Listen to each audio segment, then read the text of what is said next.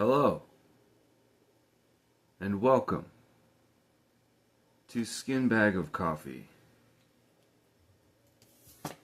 K079.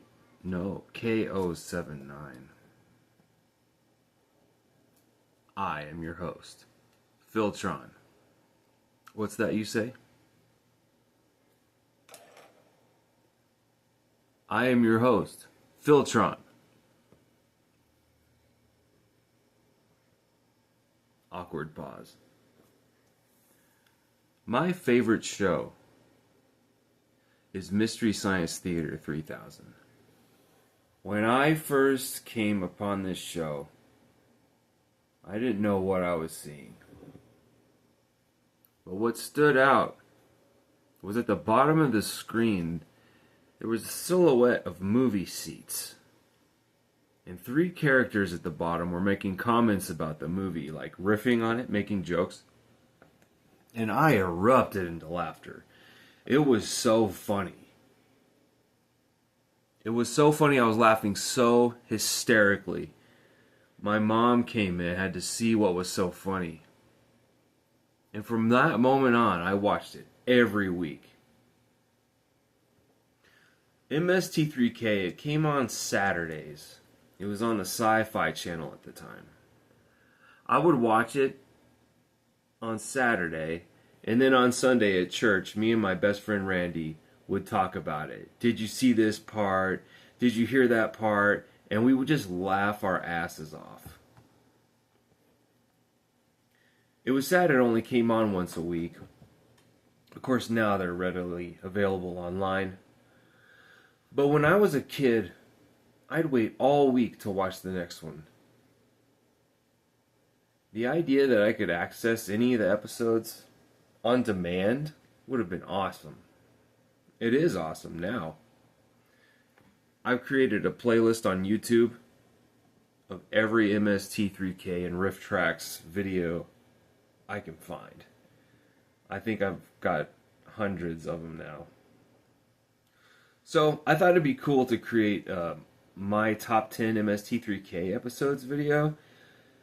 But personally, I don't really like top 10 videos. I don't think the format is great, and they always kind of feel like just filler videos. So, but I do want to share some of my favorite episodes, and there are a lot. Future War, Space Mutiny, Guy from Harlem, Time Chasers, Puma Man. The premise of the show is this guy is held captive in space.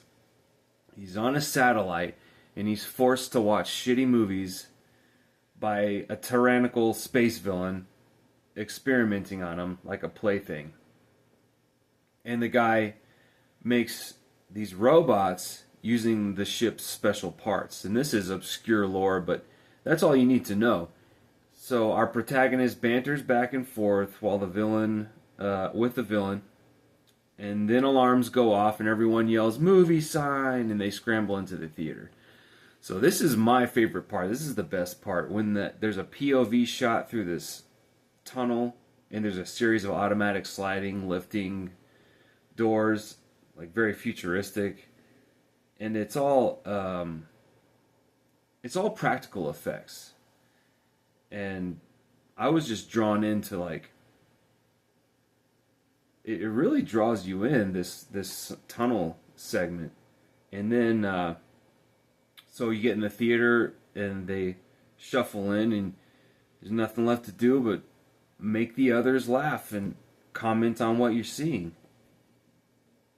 And that was the draw for me, because that was my favorite thing to do as a kid, was make people laugh. And they would make me laugh. And I was drawn to the funniest people in the school. And when I found a funny friend, that was what connected us. It was the hanging out and the making the other person laugh. Riffing. I didn't know it was called riffing at the time. But making people laugh, that was my superpower. And I was good at it. And I didn't think... I think the reason why was it was my primary source of validation. I wasn't in sports. I wasn't academically advanced. If I could make someone laugh, it was proof I was visible. And so, with this show, what better, it was like the dojo. We learned from these masters. These guys were masters. I mean, they had me rolling around on the ground. So, anyone else remember that show or watch Riff Tracks?